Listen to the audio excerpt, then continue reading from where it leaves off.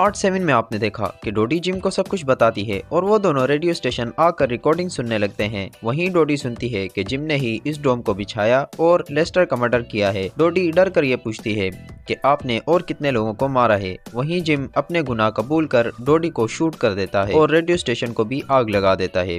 लिंडा और फिल को भी सब पता चल जाता है।